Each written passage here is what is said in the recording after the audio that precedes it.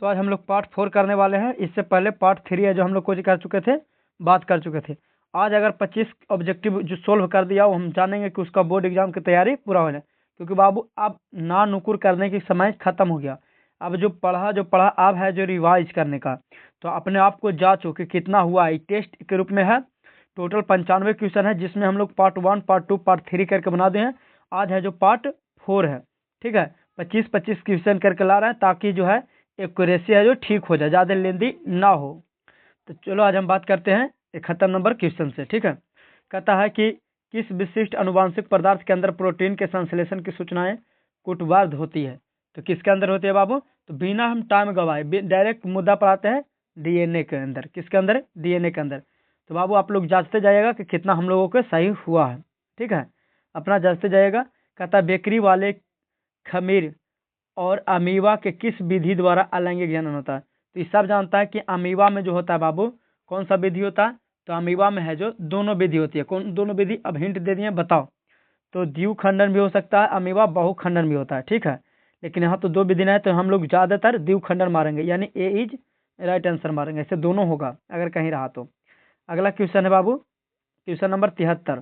Question number 73 कहता है पुनरुद्धान की क्रिया की खोज किस वैज्ञानिक ने किया था। जो पुनरुद्धान है उस क्रिया का खोज किस वैज्ञानिक ने किया था।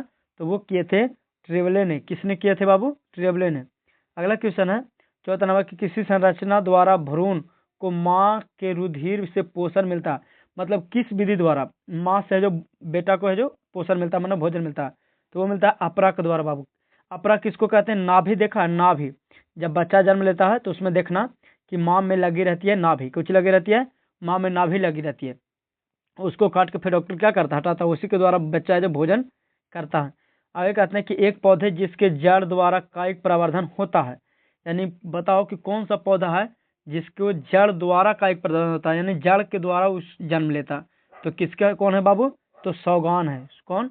सौगान। अगला क्वेश्चन है कि नर तथा मादा युग्मकों के संलयन से बनी जीवित संरचना क्या कहलाता है। तो युग्मनज कहलाता है बाबू। यानी नर युग्मक और मादा युग्मक बनता है, यदि मिलता है और मिल करके कुछ बनाता है, युग्मनज बनाता है। युग्मनज को ही जायगोट कहा जाता है। क्या कहा जाता है? जायगोट। और जायगोट यही होता है जो आगे वृद्धि करता है तो भ्रूण बनता है बाबू। कौन से बनता है? भ्रूण बनता है। अच्छा, अगला कहता है कि गुलाब में होता है। गुलाब में कौन सा होता है? यानी गुलाब में जो जन्म होता है वो किसके माध्यम से? तो गुलाब का तना रोपा जाता है बाबू। गुलाब का कुछ रोपा जाता है? तना। अगर वीडियो अच्छा लग रहा है तो लाइक कीजिएगा। अगर फेसबुक पर देख रहे हैं तो हमारे पेज को फॉलो कीजिएगा, ठीक है। कहता है कि समान जीन संरचना वाले जीवों को क्या कहते हैं? जो समान जीव होते हैं उसको हम क्या कहते हैं? जैसे मतलब है कि नर है तो वो नर है, मादा है तो मादा है, तो इसको हम क्लोन कहते हैं, या इसी को एक पुंजक क्लोन भी कहा जाता है बाबू। पूरा नाम पूछेगा तो एक पुंजक क्लोन या क्लोन कह सकते हैं, ठीक है। अगला क्वेश्चन जो है कि निम्न में से उभयलिंगी पौधा कौन है? उभयलिंगी किसको कहते हैं? जिसमें नर और मादा एक ही में हो, उससे कुछ कहते हैं बाबू, तो उभयलिंगी कहते हैं। तो उभयलिंगी में कौन आ जाएगा छोटे? तो यह आ जाएगा लल्ला। कौन आ जाएगा? तो यह आ जाएगा आपका सरसों, ठीक है। सरसों आ जाएगा, है ना। अगला क्वेश्चन देखते हैं छोटे। यानी अगला कुछ कह रहा है कि निम्न में से कौन सा अंड प्राजक प्राणी है। अंड प्राजक प्राणी हम किसको कहते हैं? जो अंडा देता है उसे अंड प्राजक प्राणी कहते हैं। तो वो कौन हो जाएगा बाबू आपका? तो ये हो जाएगा आपका बाबू मेढक। मेढक है जो अंडा देता है। बाकी मनुष्य बच्चा का जन्म देता है, गाय भी बच्चा का जन्म देता है, कुत्ता भी बच्चा का जन्म देता है, ठीक है। अगला क्वेश्चन है कि सजीव प्राजक प्राणी। तो सजीव हो जाएगा जो बच्चों का जन्म दे, ठीक है। जो बच्चों का जन्म दे वो सजीव, और जो अंडा जन्म दे वो अंड प्राजक। तो जो बच्चा जन्म कौन देता है? तो बच्चा जन्म देता है गाय। बाकी मेढक तो अंडा देता है, मछली भी अंडा देता है और सर्प भी अंडा देता है, ठीक है। क्वेश्चन है बाबू कि तुम तुक्का नहीं लगा सकता। ये ना कि बच्चों को हम भरमाने वाला नहीं है। अगर पीडीएफ चाहता तो हमारे व्हाट्सएप चैनल से जुड़ सकता है, ठीक है। कह सकता है। अगर कहता है कि फिम्बरी नामक संरचना कहाँ पाई जाती है? फिम्बरी, फिम्बरी है जी पाया जाता है बाबू डिम्ब वाहिनी में। जब थ्योरी पढ़ा होगा तब ये सब बताया गया होगा, ठीक है। तो कहाँ पाया जाता है बाबू? तो ये पाया जाता है आपका डिम्ब वाहिनी में, ठीक है। अगला, या अगर भी अंडाशय, अच्छा अंडाशय कह सकते हैं, सॉरी बाबू अंडाशय कह सकते हैं। क्या कह सकते हैं? अंडाशय। क्योंकि बिम्बरी जो पकड़ के अंडाणु को लाता है अंडाशय में, मतलब पिंडली में। अगला है जो कहता है कि निम्न में से कौन सा यौन संचरित रोग है? यौन संचरित, यौन से होने वाला रोग यानी गोनेरिया, है ना। अगला है क्वेश्चन, उन्हें फास्ट करते बाबू। ज़्यादा टाइम नहीं व्यर्थ करते हैं, मात्र हमको 10 मिनट में निपटा देना 25 के ऑब्जेक्टिव। कहता है किसी पादप समूह के पौधे को जननांग पुष्प के भीतर पाए जाते हैं। मतलब कहता है क्वेश्चन एकदम प्रेम से पढ़िए, किसी पादप समूह के पौधे में जनन अंग पुष्प के भीतर पाए जाते हैं। तो पुष्प के भीतर पाए जाने वाले जो होते हैं वो कौन होते हैं बाबू? एंजियोस्पर्म छोटे। कौन होते हैं? एंजियोस्पर्म होते हैं। अगला क्वेश्चन कुछ कहता है बाबू छोटे लल्ला, कहता है क्वेश्चन कि लड़कों में यौवनारंभ के लक्षण के नियंत्रण किस हार्मोन द्वारा होता है? मतलब देखो यौवनारंभ में हम लोग में बहुत परिवर्तन आता है, जैसे काख में बाल आना, मूछ आना, दाढ़ी आना, और यानी शरीर का चौड़ा होना, ये सब परिवर्तन होता है। तो किसके कारण? ये होता है जो हार्मोन है बाबू, ये हार्मोन है आपका कोची, तो टेस्टोस्टेरोन नामक हार्मोन के कारण होता है। किसके कारण? टेस्टोस्टेरोन नामक हार्मोन के कारण।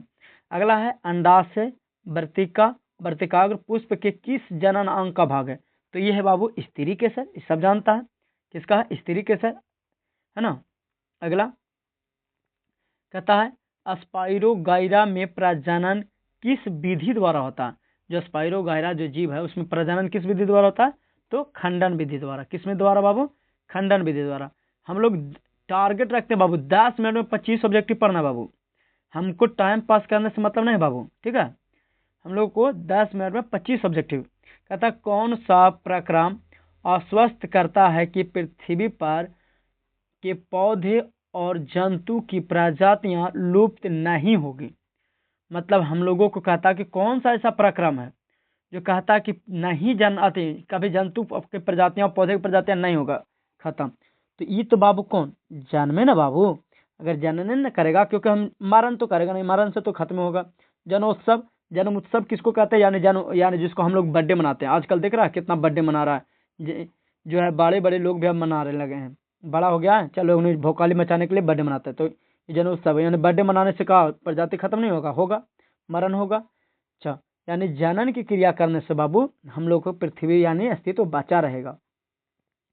अगला क्वेश्चन है कि वे पौधे जो अलैंगिक जनन करते हैं।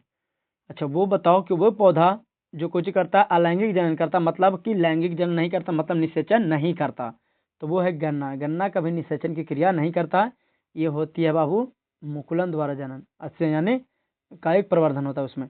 अतः स्ट्रॉबेरी पौधा के प्राकृतिक जनन की विधि का नाम लिखे।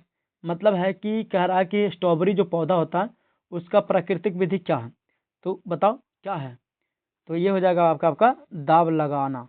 ये जो है इसके क्वेश्चन को हम रॉन्ग मानते हैं, ये सर रॉन्ग है, अलग है। अगला क्वेश्चन कहता है छोटे कि कौन पौधे में जनन अंग कहाँ पाए जाते हैं? जो पौधा में जो जनन अंग होता है वो कहाँ पाया जाता है? तो वो बताओ कहाँ पाया जाता है? तो पुष्प में। पुष्प में ही तो जनन अंग रहता है, क्योंकि उनमें अंडाशय अणु सब रहता है। तो पुष्प में है जो जनन अंग पाया जाता है बाबू, न तो तना से होता है, न जड़ से होता है, न फल से। अगर कमेंट में कहिएगा बाबू तुम लोग के पास यदि बढ़िया से टाइम है तो कमेंट में कहिएगा, तो हम क्या करेंगे कि सभी जो ऑप्शन है ना सभी ऑप्शन को सोल्व करेंगे, क्योंकि ऑब्जेक्टिव वही पढ़ो जो ऑप्शन को सोल्व करे। टाइम पास करे से कोई मतलब नहीं। अभी तो तुम लोग के एग्जाम के समय है तो वो चलते आराम से पढ़ा रहे हैं बाबू। अगला कहता है सिफिलिस, एक मिनट, कहता है सिफिलिस किसके कारण होता है? सिफिलिस एक बीमारी है बाबू, ठीक है।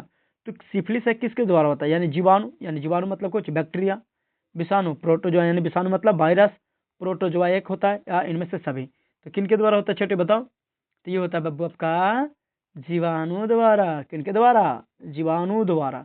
तो आंसर इज राइट आंसर। अगला, अगर बाबू तुम लोगों को वीडियो अच्छा लग रहा है तो हमारे चैनल को सब्सक्राइब कीजिए, लाइक कीजिए, वीडियो को शेयर कीजिए अपने दोस्तों के पास, और कमेंट में बताइए कि वीडियो कैसा लगा और किस चीज़ पर आप लोग वीडियो बनाते हैं। हाँ, और बाबू जितना ज़्यादा से ज़्यादा कोशिश कीजिए, आप लोग कमेंट कीजिए कि हमको ये चीज़ लाइए, क्योंकि जो चीज़ का कहिएगा वीडियो बाबू, जो भी विषय आपको हार्ड लगता है, चलो कमेंट में बताओ तो कि आपको कौन सा विषय है जो हार्ड लगता है, बताओ, देखते हैं किसको कौन सा हार्ड लगता है। एड्स किसके कारण होता है? एड्स बाबू, तो एड्स है जो वायरस है, और वायरस के कारण होता है। कौन सा वायरस बाबू? HIV, है ना। HIV वायरस के कारण होता है। बताए थे विषाणु को कुछ कहा जाता है, वायरस कहा जाता है। अगला क्वेश्चन जो छोटे कहता है कि अपनी आबादी को कायम रखने के लिए जीव क्या करता है? अपनी आबादी को कायम रखने के लिए, अपना अस्तित्व को बचाने के लिए क्या करता है? तो जनन करता है, सब जानता है ना। अगला क्वेश्चन है बाबू, क्वेश्चन नंबर आपका जो है लास्ट है। बीजाणु जनन द्वारा कौन सा विधि होता है? यानी बीजाणु जनन द्वारा जनन है, मतलब बीजाणु कौन सा जनन है? लैंगिक, अलैंगिक, दोनों, या इनमें से कोई नहीं? तो ये कौन सा है बाबू? तो यह है अलैंगिक। तो तुम लोग कमेंट में बताओ कि तुमको कौन सा विषय हार्ड लगता है, ताकि उसको हम ट्रिक के माध्यम से निपटाने की कोशिश करें, है ना। एक शॉर्ट वीडियो दे देंगे कि ऐसे पढ़ो, ऐसे करो, तो गाइड कर देंगे, ठीक है। तो कमेंट में जरूर बताना कि हमको इस वीडियो हार्ड लगता है। बाकी हम लोग 10 मिनट में 25 ऑब्जेक्टिव कर लिए, तो ऐसे ही चैनल को सब्सक्राइब कर लो, क्योंकि हम लोग 10 मिनट में रोज प्रत्येक दिन हम लोग क्या करने वाले हैं? 25 ऑब्जेक्टिव करने वाले हैं। तो फिर मिलते हैं अगले एपिसोड में। बाय।